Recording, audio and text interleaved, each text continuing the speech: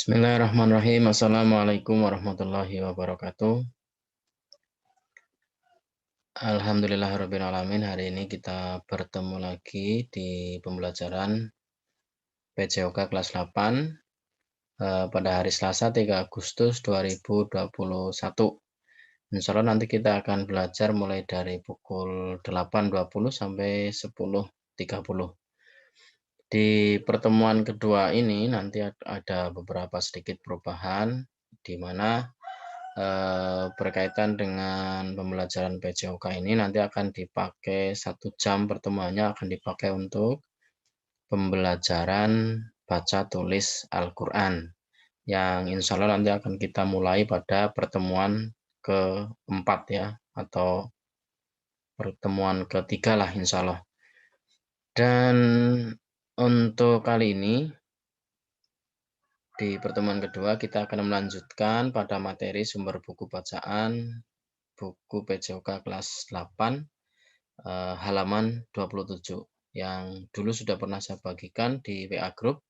Kalau yang masih menyimpan bisa disimak atau dibuka bukunya di halaman 27 kurang lebih. Hari ini kita membahas tentang permainan bola voli. Jadi masih berhubungan dengan bab 1 ya, tentang bola besar. Selanjutnya untuk tugas saya sampaikan di awal biar nanti yang lain bisa menyimak atau bisa memperhatikan dengan jelas tugasnya hari ini. Untuk tugas hari ini kita cukup menjawab pertanyaan atau anak-anak sekalian nanti cukup menjawab pertanyaan yang saya buat. Ini ada 5 pertanyaan. Jawaban ditulis pada buku atau kertas atau yang lain ya. Yang penting bisa difoto kemudian bisa dikirim ke WA Group PJOK kelas 8. Untuk waktunya nanti saya tunggu sampai jam 5 sore ya. Jadi untuk tugas hari ini dikerjakan dengan ditulis pada buku atau kertas, nanti difoto, dikirimkan melalui WA Group kelas PJOK kelas 8 sampai batas akhir jam 5 sore. Yang pertama, sebutkan macam-macam gerak spesifik pada permainan bola voli. Nanti ada beberapa penjelasan apa saja gerak spesifik yang akan kita bahas pada hari ini. Kemudian yang kedua, bagaimana cara melakukan passing bawah. Ini caranya nanti disimak atau bisa dijelaskan sesuai pengetahuan sendiri dengan penjelasan yang hari ini nanti akan saya sampaikan. 3, sebutkanlah alasan mengapa bola voli sangat mudah berkembang. Yang keempat, jelaskan tujuan smash dalam permainan bola voli. Dan yang kelima, IFBF merupakan Federasi Bola Voli Internasional. Jelaskan apa arti dari IFBF ya maksudnya. Baik, kita mulai dari sedikit sekilas tentang permainan bola besar melalui aktivitas permainan bola voli. Bola voli ditemukan oleh William J. Morgan ya pada tahun 1895 di Haylock atau Amerika bagian timur. William J. Morgan ini adalah seorang pembina pendidikan jasmani pada Young Men's Christian Association atau disebut MCA. Kemudian permainan bola voli ini di Amerika sangat cepat berkembang sehingga pada tahun 1933 mengadakan kejuaraan bola voli yang dilakukan oleh YMCA tingkat internasional. Dan kemudian permainan bola voli ini menyebar ke seluruh dunia, ya termasuk mungkin ke Indonesia ya. Untuk pertama kalinya di pertandingan di Polandia pada tahun 1974 dengan peserta yang cukup banyak. Jadi sangat pesat ya berkembang. Maka pada tahun 1984 didirikan Federasi Bola Voli Internasional atau International Volleyball Federation (IFBF) yang waktu itu beranggotakan hanya 15 negara. Nah, permainan bola ini sangat mudah berkembang karena ada beberapa alasan ya, diantaranya kita bisa lihat yang pertama adalah permainan bola voli ini tidak memerlukan lapangan yang luas. Seperti kita ketahui ya, untuk bermain bola voli ini butuh lapangan seperti halnya sepak bola. Jadi memudahkan untuk kita bermain. Yang kedua, mudah dimainkan. Mudah ya karena menggunakan tangan ya. Biasanya karena manusia kan aktivitasnya yang lebih banyak adalah biasanya tangan ya. Maka ini juga mempermudah permainan bola voli. Yang ketiga, alat-alat yang digunakan ini sangat sederhana. Bahkan tanpa alat pun kalau ada bola voli ini sudah bisa dimainkan ya. Artinya tidak seperti permainan yang lain. Kemudian yang keempat, permainan ini sangat menyenangkan. Rata-rata ya permainan atau bentuk permainan olahraga dalam yang berkaitan dengan bola ini rata-rata ini memang menyenangkan ya, termasuk bola voli. Yang kelima, kemungkinan terjadinya kecelakaan atau resiko cedera sangat kecil karena biasanya ini tidak terlalu mengandalkan benturan fisik. Yang keenam, dapat dimainkan di alam bebas maupun di ruang tertutup. Nah, ini yang kelebihannya.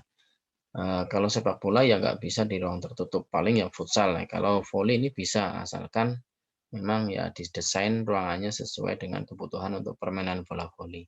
Yang terakhir, dapat dimainkan banyak orang ya. Banyaknya orang ini juga sesuai peraturan tim ya dalam bola voli. Yaitu dalam satu tim itu ada 6 orang. Jadi dalam satu pertandingan paling banyak ada 12 pemain yang ada di lapangan. Berikutnya, ya ini gerak spesifik gerak spesifik permainan bola voli. Gerak spesifik mengumpan. Jadi mengumpan bola dalam permainan bola voli ini hampir sama istilahnya dengan sepak bola, yaitu passing. Passing ini nanti dalam bola voli ini ada beberapa ya, ada passing atas, kemudian ada passing bawah. Kita lanjutkan. Ini sedikit ilustrasi gambar ya. Nah, tahap pembelajaran untuk bagaimana kita melakukan passing. Ini bisa dibaca silakan. Intinya dalam akhir gerakan, tumit terangkat dari lantai. Nah, ini yang kadang-kadang tidak diperhatikan. Gerakan tumit ini akan membuat gerakan menjadi lebih kewes, lebih lentur, lebih indah dipandang, tidak kaku ya. Kemudian pinggul dan lutut naik serta kedua kaki serta kedua lengan lurus. Dan seperti halnya permainan sepak bola, pandangan atau fokus mengikuti arah gerakan bola. Jadi ketika kedua lengan kita menyentuh, memukul bola, maka ikuti dengan gerakan arah pandangan secara fokus. Nanti ada beberapa ilustrasi untuk latihan passing. Ya ini. Gambar pertama ada 6 gerakannya. Pertama kita memegang bola, kemudian yang kedua angkat kedua tangan, yang ketiga dorong ke depan, yang keempat ini beri tekanan ya, masih dalam gerakan 3-4 ini masih gerakan mendorong sampai gerakan kelima ya. Ini masih mendorong bola. Kemudian gerakan ke-6 ini ketika bola dia jatuh kemudian mantul ke atas, maka lakukan gerakan seperti di awal. Gerakan 1, 2, 3 sampai 6 lagi. Jadi dorong ke atas, jatuh, dorong ke atas, jatuh dan seterusnya. Ini gerakan untuk latihan untuk melatih teknik passing atas. Ini hampir sama ya. Jadi cuma diawali dari bola didorong dulu ke lantai atau ke tanah ya. Kemudian saat mantul disambut dengan tangan dan didorong lagi ke atas, kemudian jatuh ke lantai atau ke tanah, disambut dengan tangan, kemudian seterusnya seperti itu. Jadi latihan-latihan yang seperti ini yang diharapkan bisa melatih kesiapan atau kepandaian anak dalam melakukan passing. Atau bisa dengan cara seperti ini, gambar berikutnya ya. Ini bola didesain sedemikian rupa, jadi bola digantung ya dengan menggunakan tali mungkin. Nanti anak-anak bisa, kalau mau mencoba, anak-anak bisa memodifikasi bolanya dengan cara diikat pakai tali kemudian digantung. Tapi ini biasanya kalau di tim-tim latihan voli ini ada bola khusus untuk latihan ya, yang sudah di setel ada talinya ya. Ini gerakannya seperti terlihat pada gambar, ada 1, 2, 3 gerakan. Yang pertama, begitu bola sudah tergantung, biasanya ya setinggi, kepala kita atau paling enggak bisa terjangkau dengan tangan kita. Kemudian setelah bola dipegang, gerakan satu, kemudian yang kedua, mulai mendorong bola ke depan. Yang ketiga, lepaskan bola sekuat mungkin ya. Ini berulang kali, begitu bola datang lagi menghampiri, dorong, datang lagi, dorong. Selanjutnya, atau bisa menggunakan bantuan teman. Ini ada 2 teman ya, satu memegang bola, satu bersiap untuk melakukan passing.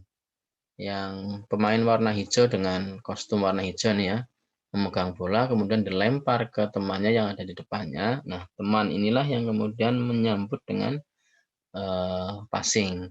Bola datang, diterima dengan tangan kemudian didorong. Nah, gerak spesifik yang kedua ini passing bawah. Kalau tadi passing atas ya. Bedanya passing bawah dengan passing atas ini terletak pada perkenaan bola dengan tangan. Kalau passing atas, perkenaan bola atau sentuhan bola dengan tangan ini terjadi pada ujung jari. Kemudian kalau passing bawah, terjadi sentuhan bola dengan tangan ini pada kedua lengan. Ini bisa diperhatikan di anak panah ya, gerakan anak panah. Kemudian ini ada sisi kiri ada cara menyeting atau formasi tangan untuk melakukan passing bawah. Jadi kedua tangan ini bukan mengepal ya atau bukan, tapi seperti kita memegang sesuatu di dalam kedua tangan kita ya. Kemudian pastikan lengannya lurus seperti gambar nomor 3 ini. Ketika mengangkat lengan kedua lengan ini tuh lurus. Yang terakhir ikuti dengan jinjit dan juga gerak pinggang ya, agak sedikit ditekuk. Ini ilustrasi gambar saja, nanti bagaimana cara melakukannya, nah ini tahapan pembelajarannya.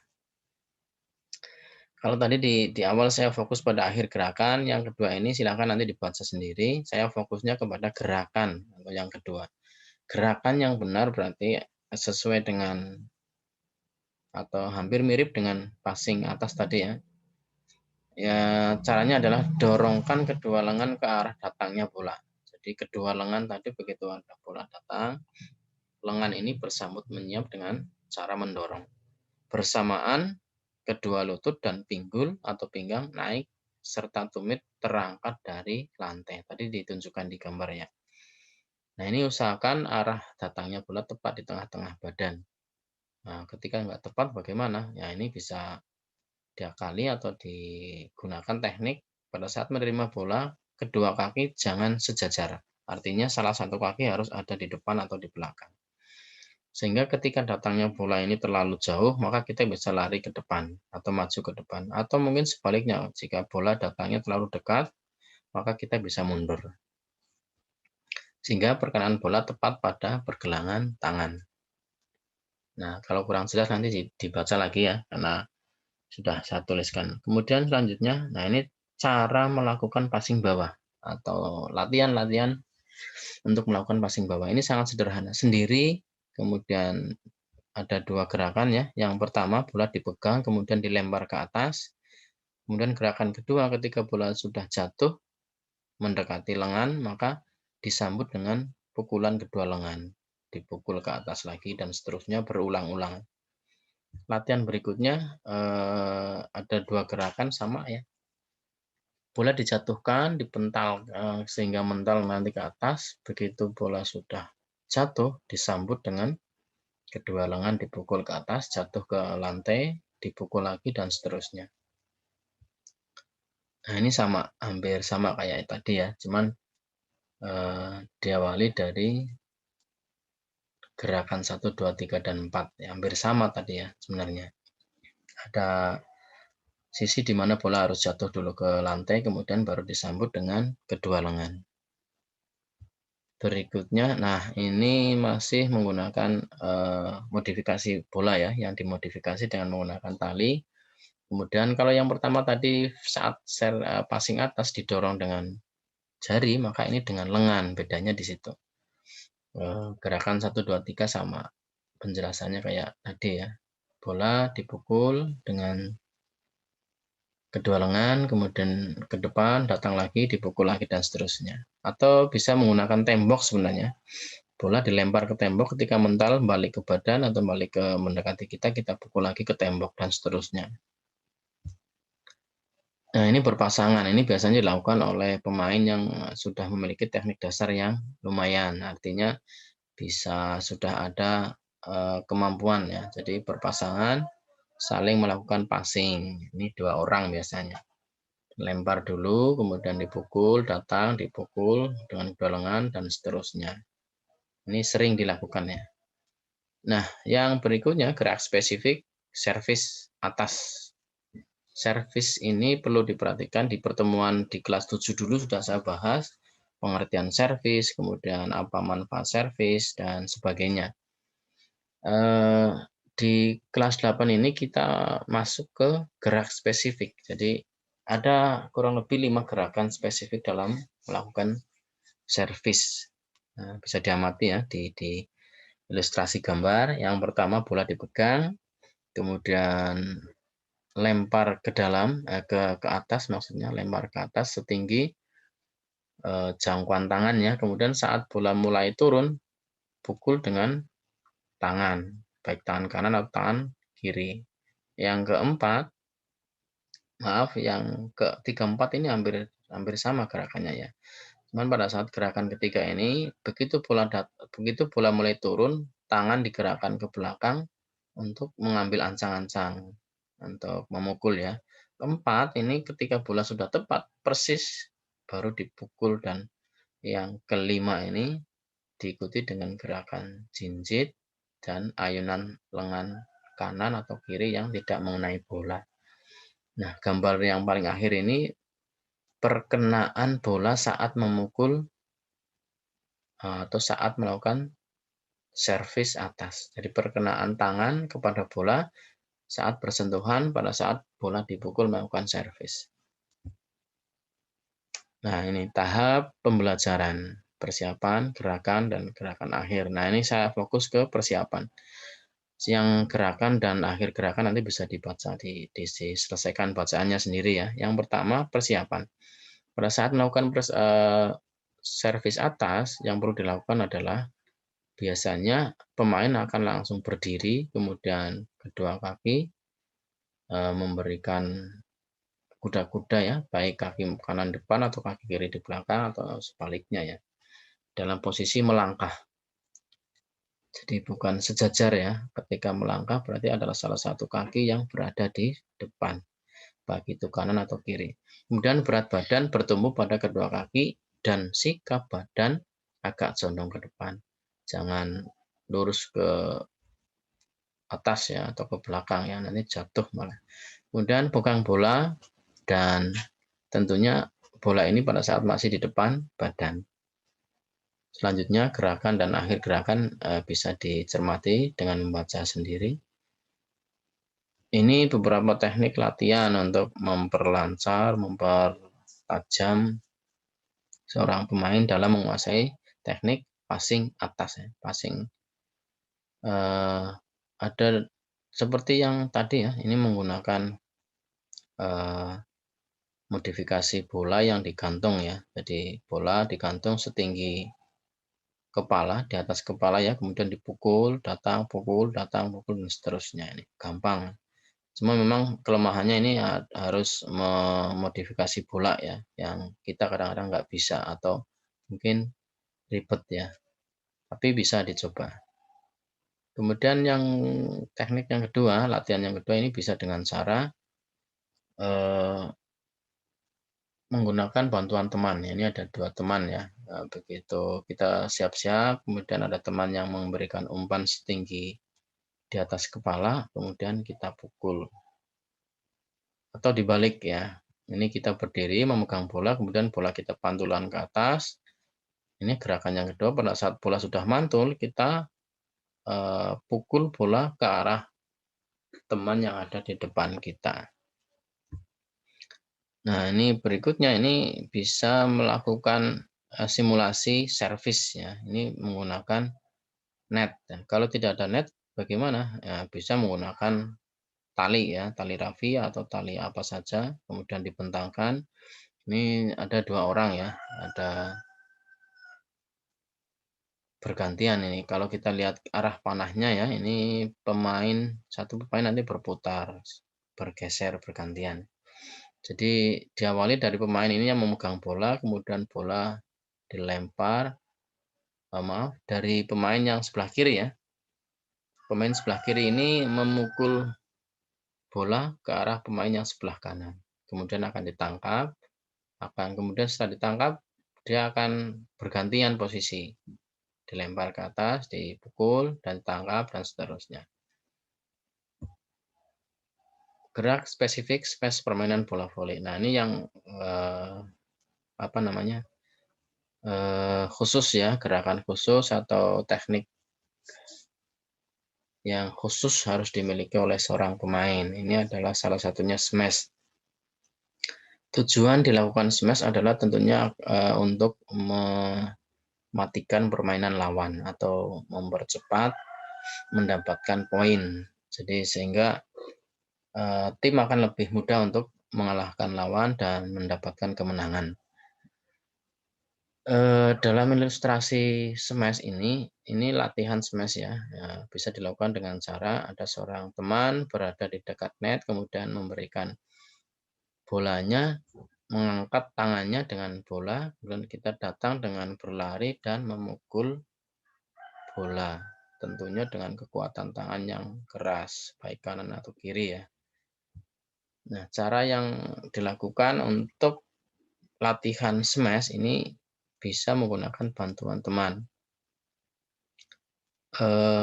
Bola dipegang oleh teman, kemudian dilemparkan ke arah kita, melambung ya, kemudian kita meloncat, kita pukul keras ke bawah, ke lantai atau ke tanah.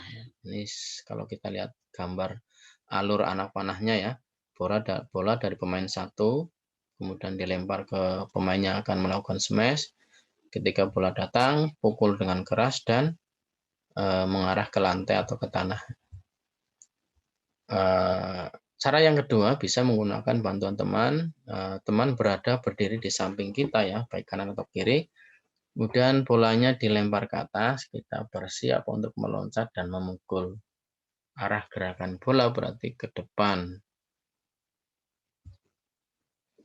Demikian yang dapat saya sampaikan. Kurang lebihnya mohon maaf. Sebelum mengakhiri, saya ingatkan kembali silakan tugas untuk diselesaikan, dijawab pertanyaannya, ada 5 tadi. Kemudian setelah selesai dijawab, ditulis pada kertas atau buku, kemudian difoto, dikirim ke WA grup PJOK kelas 8. Saya tunggu sampai jam 5 sore. Kalau ada pertanyaan, ada hal-hal yang kurang jelas, bisa disampaikan saja di WA grup ya, bukan Japri ya, karena biasanya kalau di WA grup ini akan lebih mudah untuk dikontrol ya, jadi siapa saja dan sebagainya. Kemudian teman yang lain juga ikut menyimak. Barangkali ingin bertanya tapi nggak punya kesempatan untuk bertanya, jadi bisa menyimak pertanyaan dari teman yang lain. Demikian. Oh ya, satu lagi untuk penilaian tugas praktek pertemuan pertama nanti akan saya bagikan di link YouTube ya, nanti bisa disimak siapa saja yang sudah mendapatkan nilai atau siapa saja yang sudah mengirimkan tugas. Sangat disayangkan ya, karena banyak anak-anak yang ternyata kurang antusias dalam mengerjakan tugas. Saya hanya menerima 7 video dan nanti akan saya bagikan siapa saja yang berhak mendapatkan nilai 100, 90, dan 80. Saya rasa itu sekian dan terima kasih. Sampai jumpa pada pertemuan minggu berikutnya. Saya akhiri, billahi taufik walhidayah. Wassalamualaikum warahmatullahi wabarakatuh.